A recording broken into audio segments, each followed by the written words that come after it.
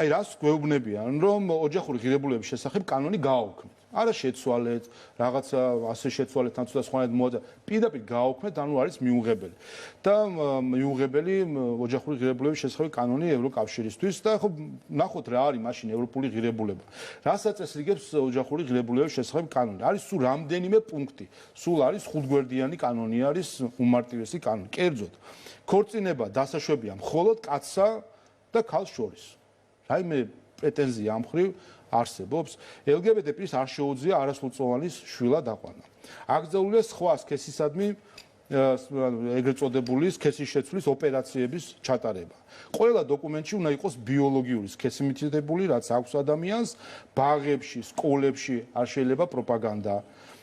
ამ საკითხების მიმართ რა პრეტენზიები არსებობს და არის თუ არა ის, რაც ეს ნაწილი არის ჩვენი საზოგადოების მოთხოვნისა, მათ შორის ეს კანონებით, ამ კანონებით გავედით ჩვენ არჩევნებზე და იმ რეფერენდუმში, რომელიც გამოაცხადეს, ამ კანონებით გავიმარჯვეთ.